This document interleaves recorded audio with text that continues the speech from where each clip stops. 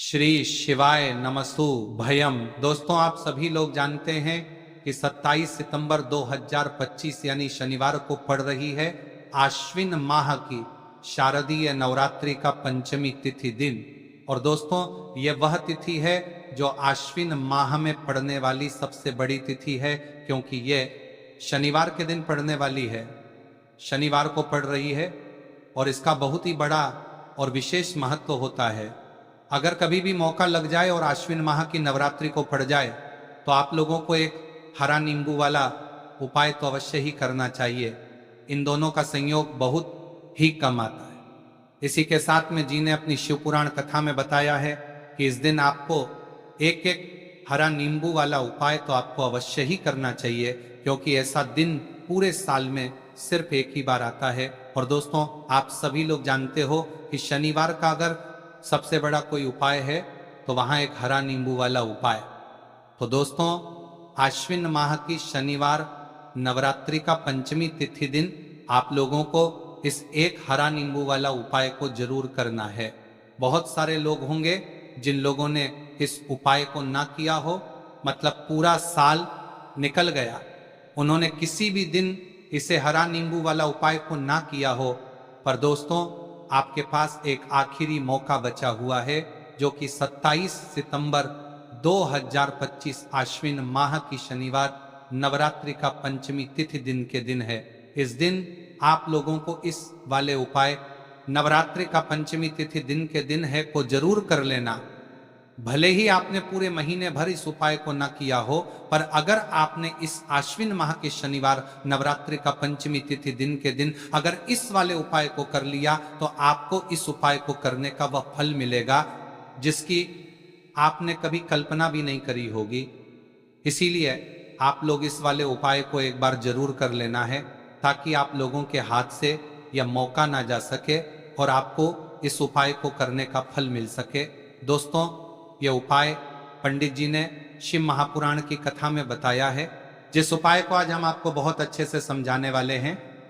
इस वीडियो को देखने के बाद इस उपाय को समझने के लिए आपको कोई और वीडियो को देखने की जरूरत नहीं पड़ेगी। तो चलिए दोस्तों, उपाय को मैं करते हैं।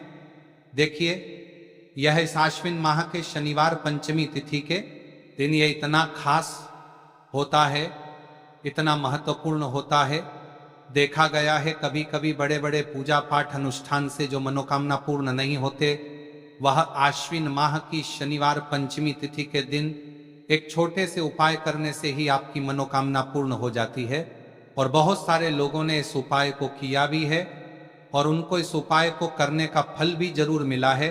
अगर आप लोग भी इस उपाय को करना चाहते हैं तो आप इस उपाय को पहले अच्छे से समझ लेना, सुन लेना, उसके बाद करना। आपको इस उपाय का फल जरूर मिलेगा।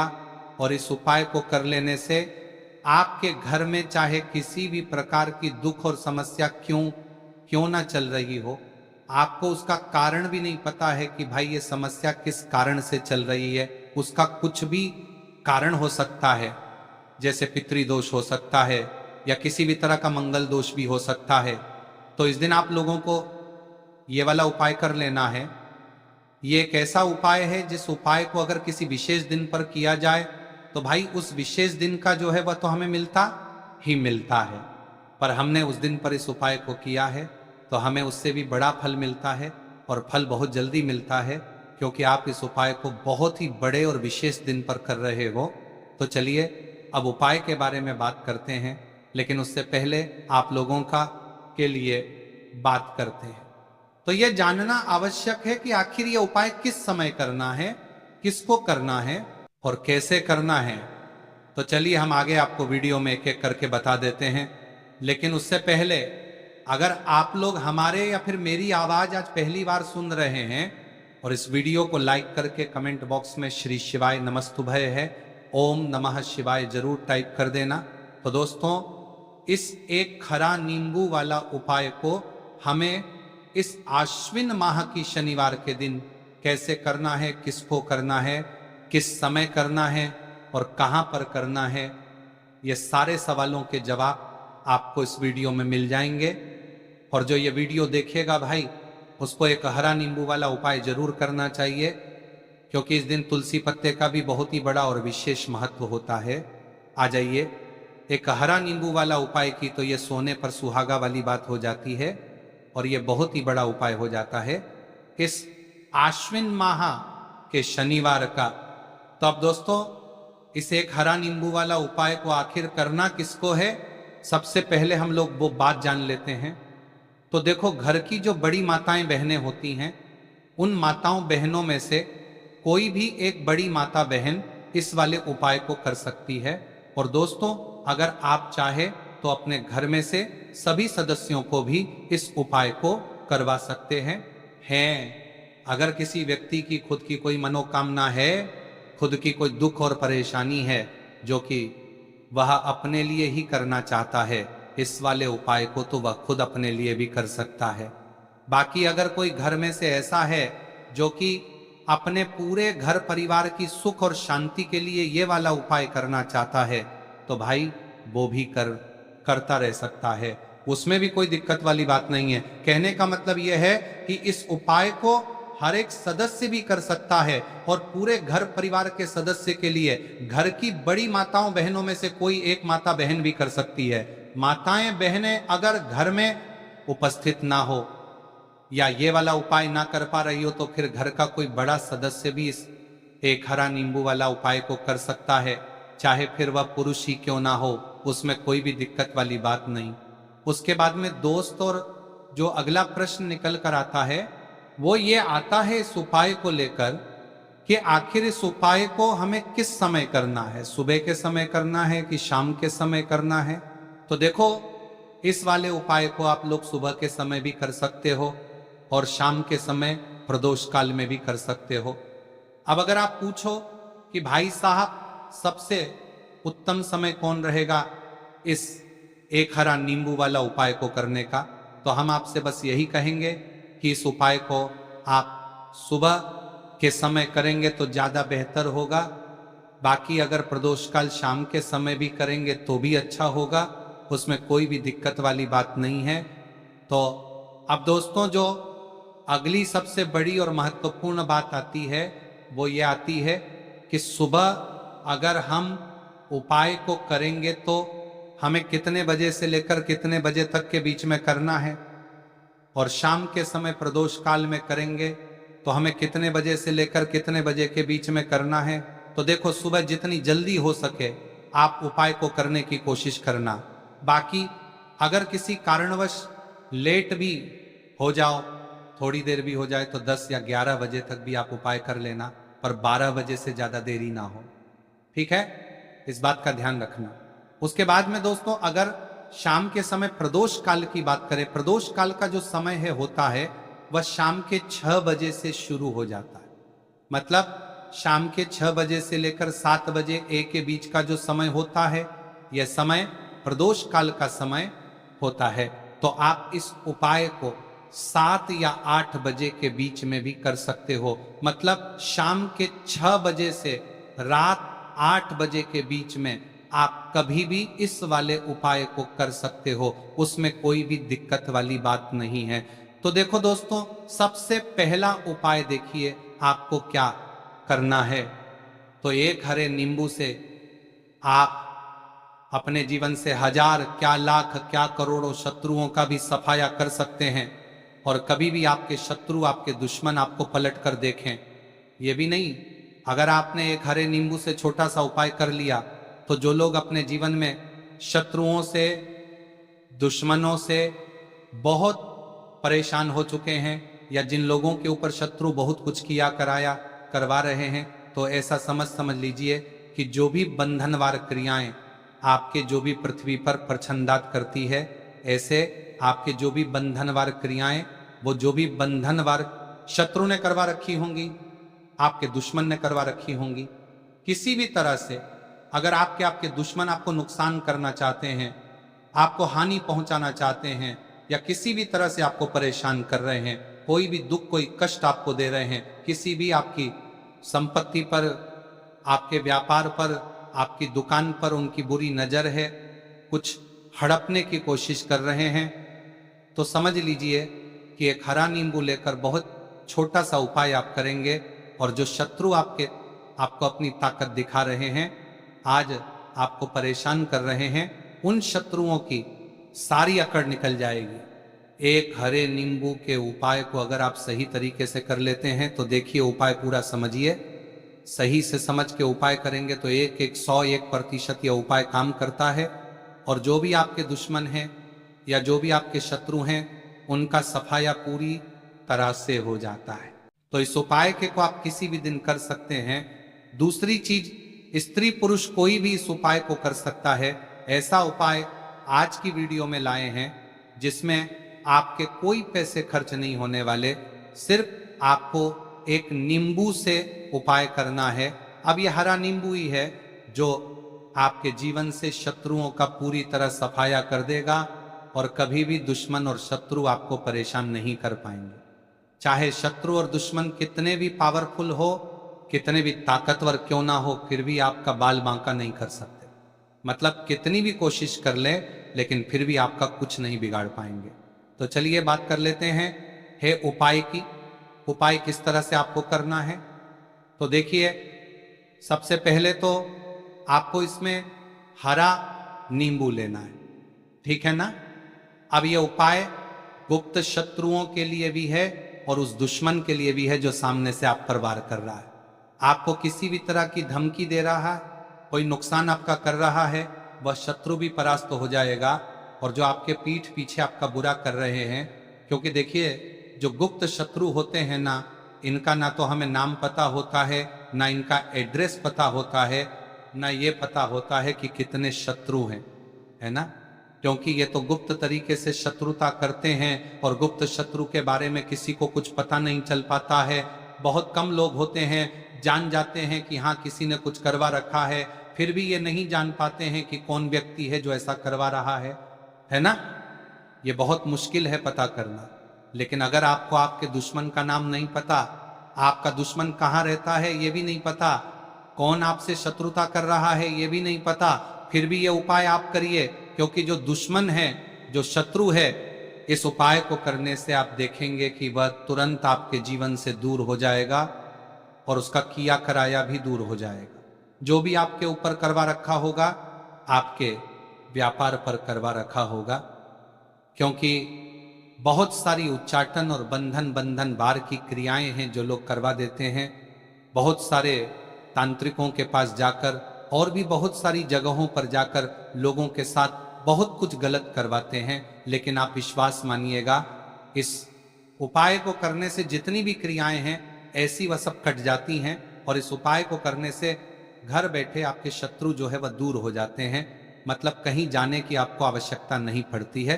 तो चलिए बात कर लेते हैं उपाय की। देखिए, इसमें एक हरा नींबू आपको लेना है। नींबू बिल्कुल दागदगी लाना ना हो। आपने देखा होगा कि कभी कभी नींबू के ऊपर छोटा छोटा दाग है ना आ जाता है, या नींबू थोड़ा सा खराब होता है। लेकिन आप कभी भी उपाय के लिए खराब नींबू ना लें, एकदम साफ सुथरा सा नींबू आपको लेना है।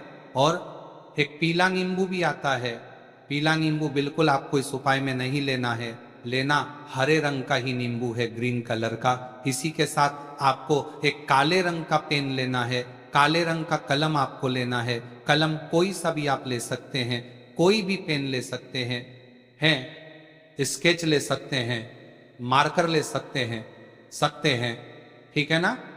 कोई भी पेन आप ले लीजिए। अब आपको क्या करना है, ये दोनों चीजें लेकर अपने घर में एकांत में बैठ जाना है, जहां इस उपाय को करते समय आपको कोई रोके टोके ना है, ना ऐसी जगह पर करेंगे।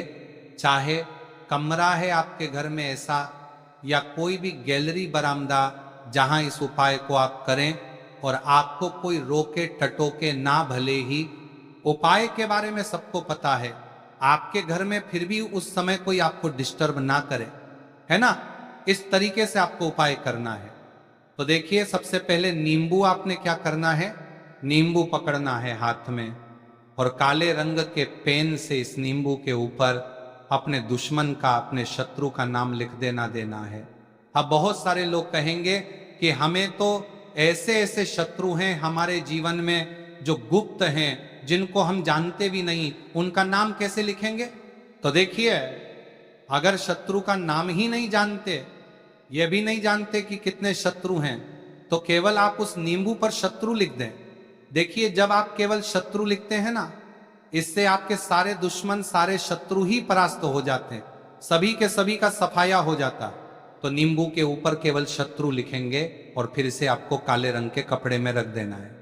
शत्रु लिखने के बाद या शत्रु का नाम लिखने के बाद काले कपड़े में रख देना है और 3 बार आपको बोलना है, मेरा शत्रु परास्त तो हो, मेरा शत्रु परास्त हो, मेरा शत्रु परास्त हो। इसके बाद आपको क्या करना है, काले कपड़े में इस नींबू को रख के इसे बांध लेंगे, परतालू पोटली टाइप की बना लेंगे, और जहां कहीं भी आपको थोड़ी सी मिट्टी दिख जाए, आपके घर के बाहर कहीं भी आपको लगे कि हाँ यहाँ कच्ची मिट्टी है, यहाँ खुदाई हो सकती है, वहां छोटा सा गड्ढा कर लें, घर से कोई चीज लेकर जाएं और उस गड्ढे में इस नींबू को आपको रख देना है और मिट्टी अच्छे से ढक देंगे कि नींबू बिल्कुल दिखे ना। ये उपाय शाम के समय का है, मतलब जब सूरज छिप जाता है उसके बाद कभी भी आपको ये उपाय करना है। सूरज की रोशनी में ये उपाय आपको नहीं करना है। ये उपाय करिए और जब आप इस नींबू को पूरा ढक देंगे, अपने घर चले आइए और कुछ भी आपको नहीं करना है, पीछे पलट कर नहीं देखना है। घर आकर हाथ पैर धो लेंगे और 1000 शत्रु हो, लाख हो, करोड़ हो, बिल्कुल उनका सफाया हो जाएगा। उन्होंने जो क्रियाएं आपके ऊपर करवा रखी हैं, तांत्रिक क्रियाएं या कोई भी जादू टोना, सभी कुछ दूर होता है। इस उपाय को करने से तो करिए ये उपाय और इसका चमत्कार देखिए। सिर्फ और सिर्फ आपको इस उपाय को एक बार ही करना है और एक बार ही उपाय करने में शत्रु का पूरी तरह सफाया हो जाएगा। सारे शत्रु का पूरी तरह सफाया हो जाएगा, शत्रु का पूरी तरह सफाया हो जाएगा या के परास्त हो जाएंगे।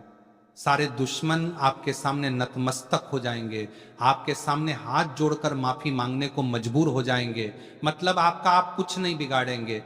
तो देखिए, नींबू जो है ये साधारण नहीं होता है।